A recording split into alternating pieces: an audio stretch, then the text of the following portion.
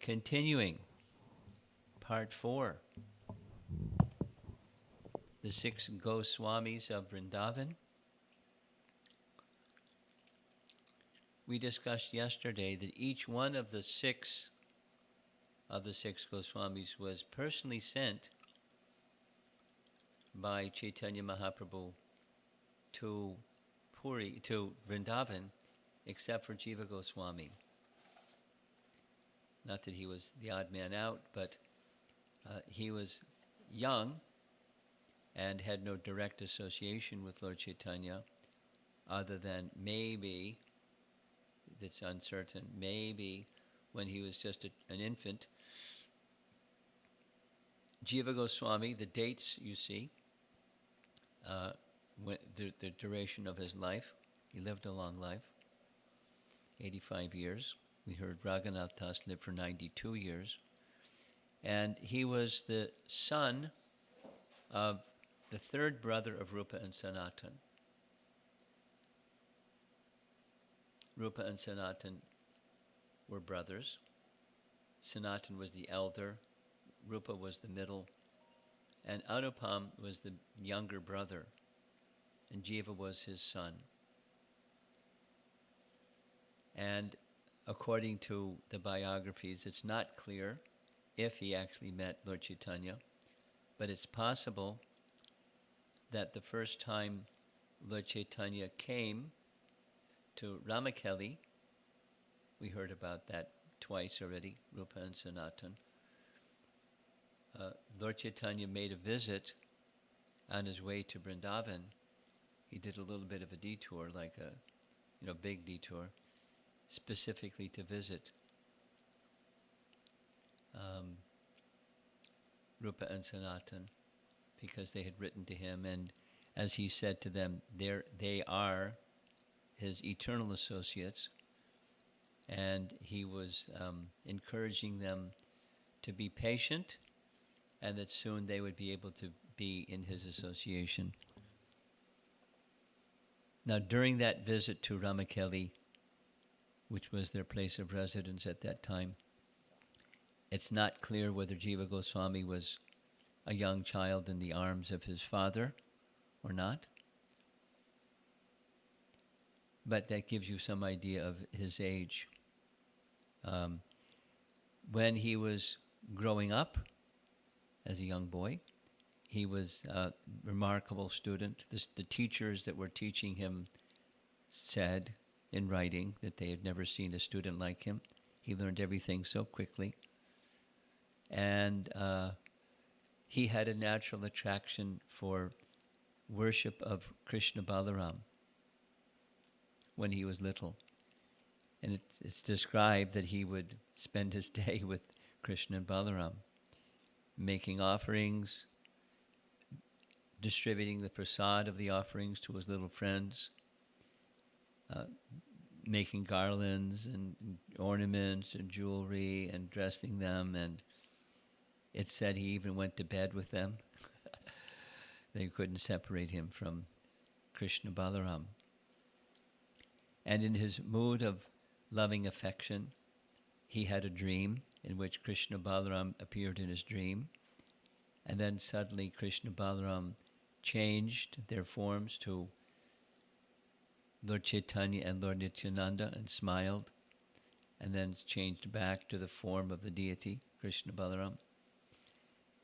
He, throughout his life, he actually is known for his writing, but he had very strong affinity for deity worship.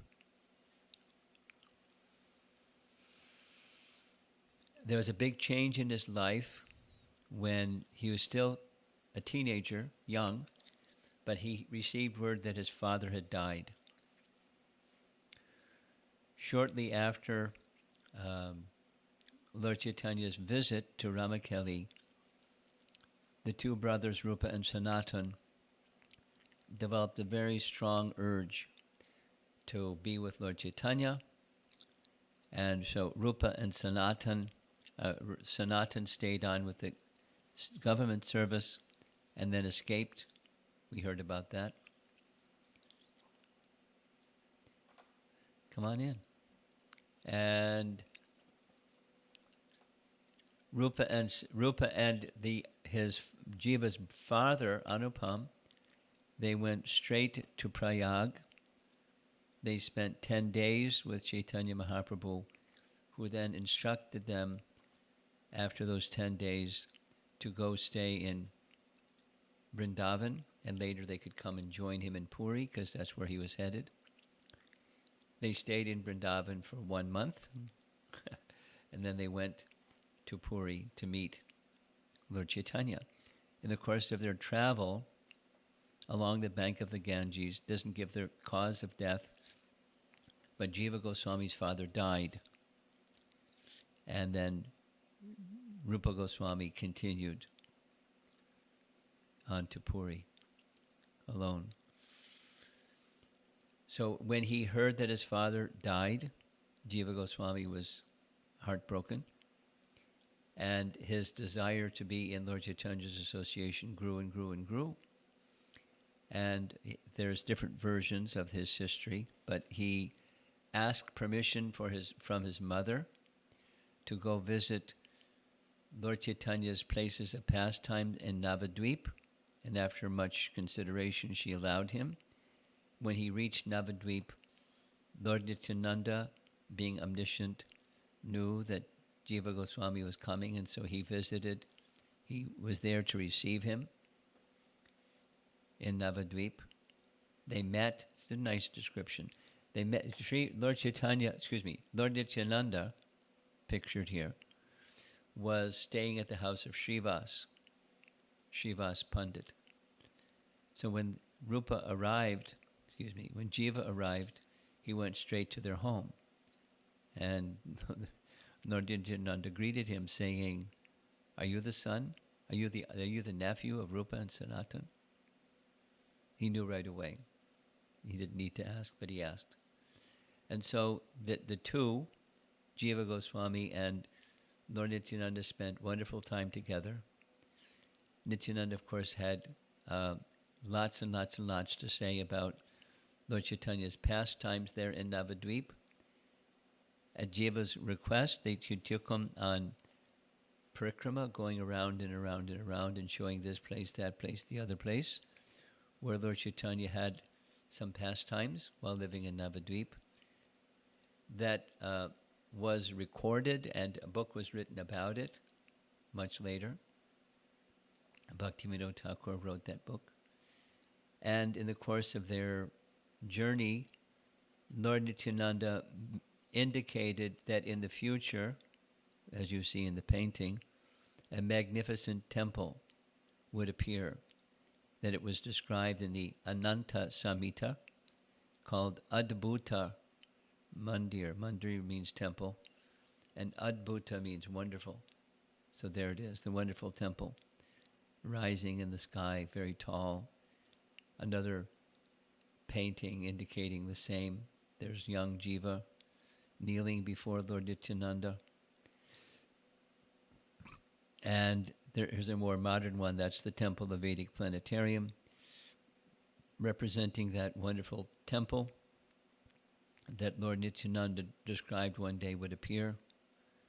And after spending time together, Lord Nityananda, as he had done with others, we just heard yesterday how he gave residence in Vrindavan to Raghunath Das, association with Lord Chaitanya. Nityananda, in this case, Nityananda is giving association to Jiva Goswami with his two uncles, Uncle Rupa and Uncle Sanatan.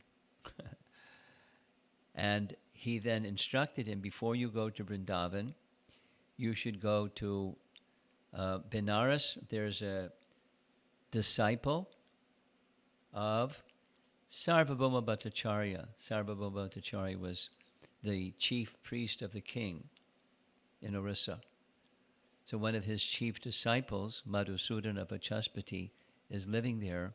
You go there and study from him. Study from him all of the Vedas and the 6 doctrines that are not necessarily, or they're atheistic doctrines, renderings of the Vedas. This is their explanation, their slant or their version or their very systematic teaching. So he went and he learned from Madhusudana Vachaspati. It's said that he learned everything in a very quick period of time, something like a year and a half, 2 years, something that normally takes a lifetime. Jiva was an incredible student.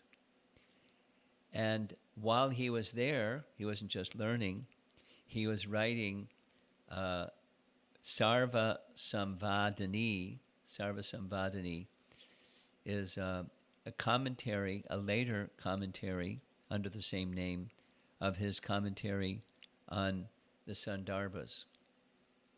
Jiva Goswami, one of his most impressive works was a 6-part text summarizing and commenting on the Bhagavatam. The Sandarbhas, the 6 Sandarbhas. We're going to see a list of his writings.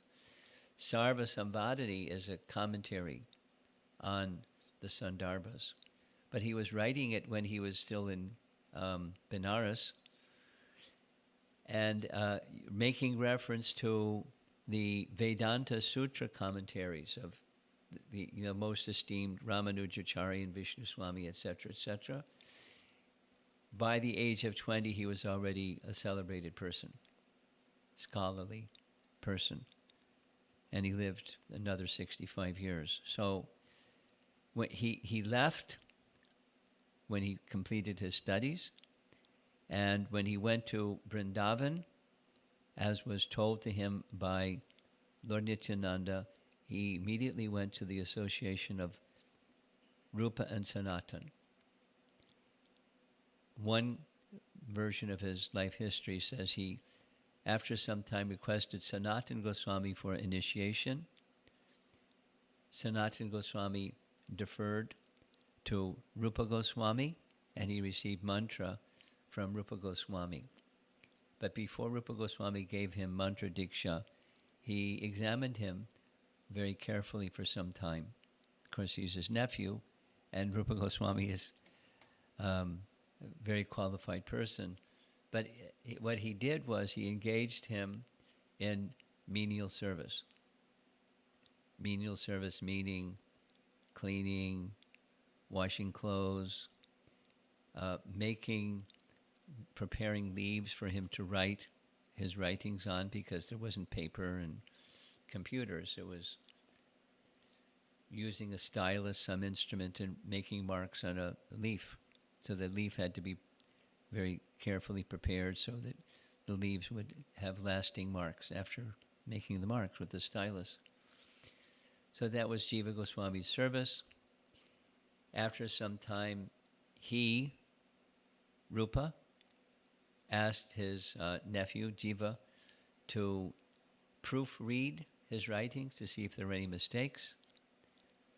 And what Jiva ended up doing was not only proofreading, but then he made commentary on each of those books that Jiva gave him. And then Sanatan Goswami did the same. He was writing, and he requested, Jiva, please proofread. So one of the commentaries that Jiva Goswami wrote was a commentary on Sanatan Goswami's commentary on the entire 12 cantos of the Bhagavatam, which ended up being one of his 25 books. So he was very accomplished. Eventually, Rupa Goswami gave him mantra diksha and then trained him in the writings of the Goswamis and trained him further in the Bhagavatam and everything.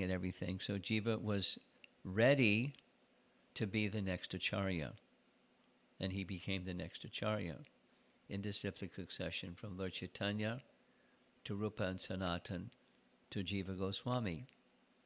So one of the contributions of Jiva Goswami is he became the next Acharya, which is especially significant because historically, one of our ISKCON devotees did a thorough, kind of like a PhD thesis on, thorough study on religious organizations, which ones endure and which ones did not, and why.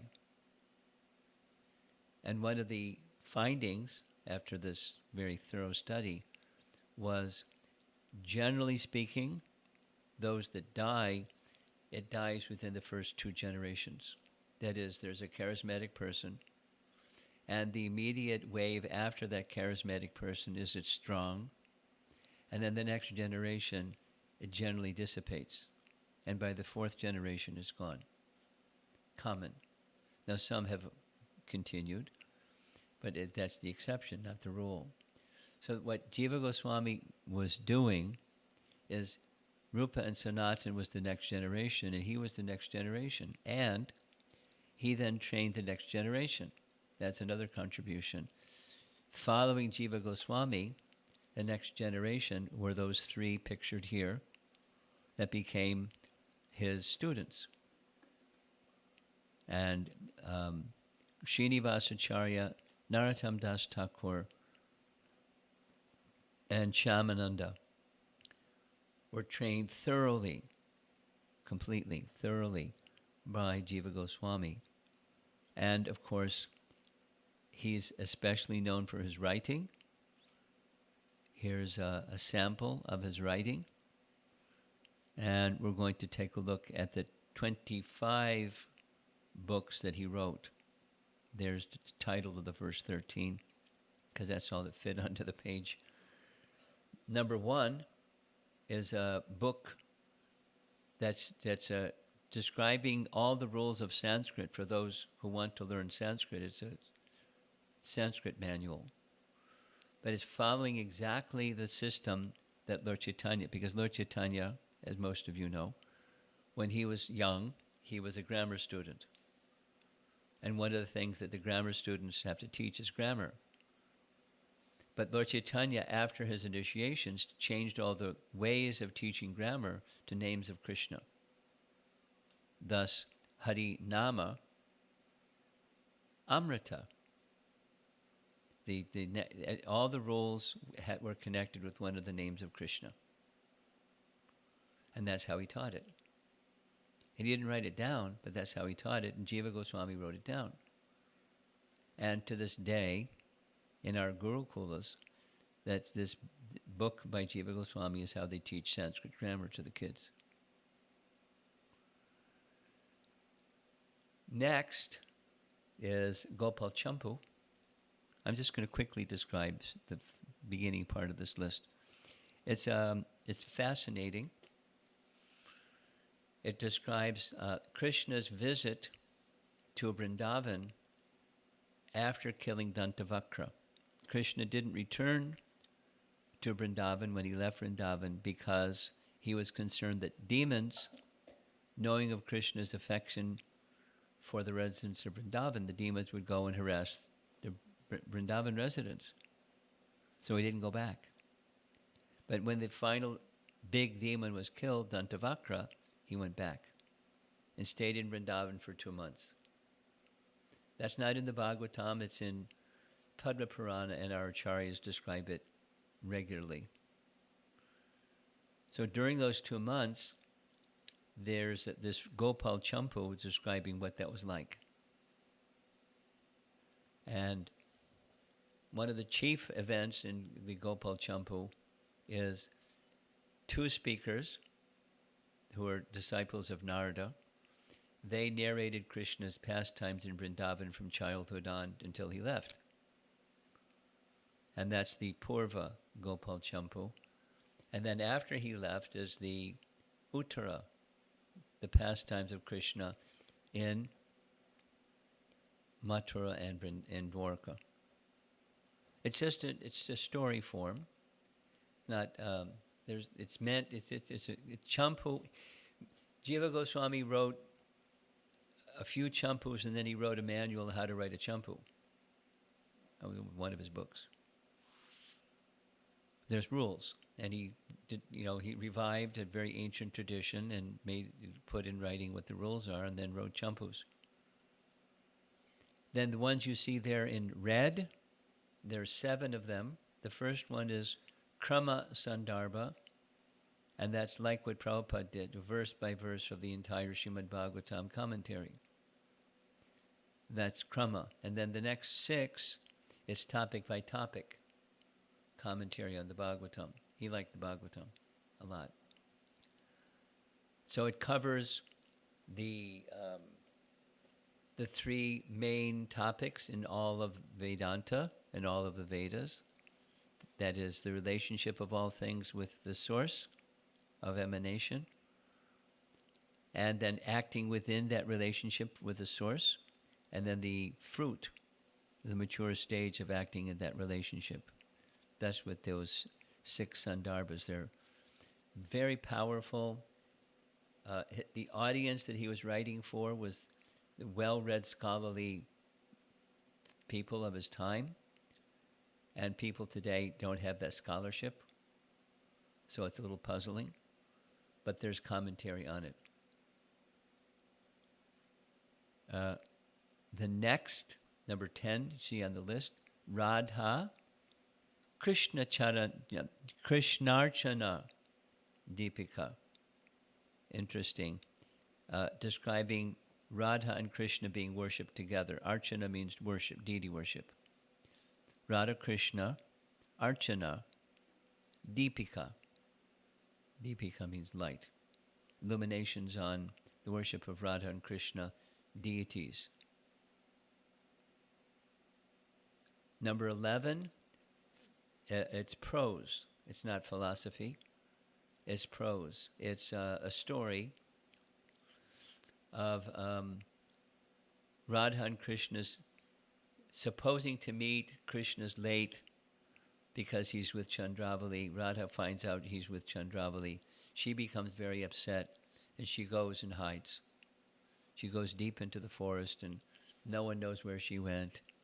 And Krishna comes to see Radha late. The gopis scold him badly. Krishna doesn't know what to do. He becomes bewildered. And Purnamasi comes along and sees Krishna bewildered.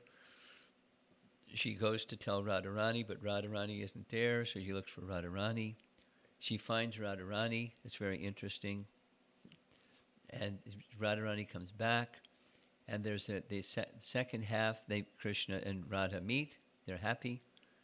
Krishna decides to have a big festival to crown her the queen of Vrindavan. And the second half is the ceremony. She's crowned the queen of Vrindavan. And although she's crowned the queen of Vrindavan, it's Madhava Mahotsav.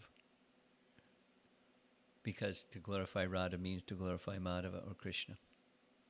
Very, very fascinating book. Gopal Tampani, that's number 12. That's a very celebrated Upanishad that's very devotional, and he wrote a commentary on that one. We have advantage of his commentary on Brahma Samhita because he wrote a commentary in Sanskrit. Bhaktivinoda made a Bengali translation of his Sanskrit commentary, and Bhaktisiddhanta made an English translation of Bhaktivinoda's Bengali translation of Jiva Goswami's commentary in Sanskrit. And it's very comprehensive. And there's more. There's another 12. He wrote a commentary on Bhakti Rasamrita Sindhu, commentary on Ujjwala Nilamani, which is the companion of that book, and I'm not going to go through all of them. There's a lot of writing. Number 23 is a commentary on Gayatri Mantra. And 24, 25 is a book describing the lotus feet of Radha and Krishna. So he wrote a lot.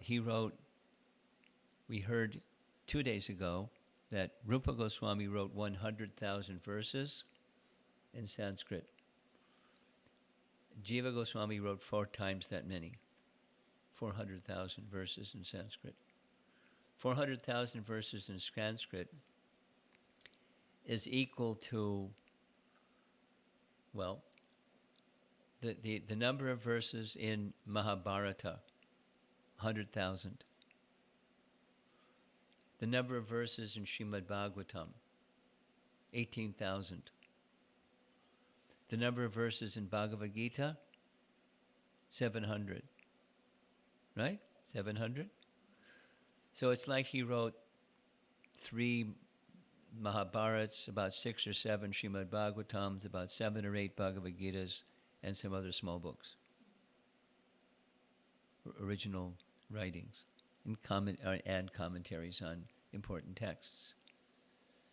So very prolific, but that's not all of his contributions. I'm going to describe now a couple of very interesting events that took place while he was living in Vrindavan under the care of Rupa Goswami. The image on the screen is a crocodile inside a crocodile cave. And the reason for the image is there was an event where one traveling scholar, Digvijay means a scholar, there was a thing they would do. They would travel here and there and debate. And then the winning person in a debate would get glory and would get followers, and they went from place to place doing debate. So when he came to Vrindavan, he wanted to know who's the best scholar. I want to debate them. And he was told Rupa Goswami is the best scholar. So he went to Rupa Goswami, I'm ready for a debate. And Rupa Goswami was interested in debating a mundane, wrangling person. And so he said, oh, you're too qualified. I couldn't debate you. I'll accept defeat. And the Digvijay, the conquering debater, said, very well, I want you to sign this document saying that you've been defeated by me.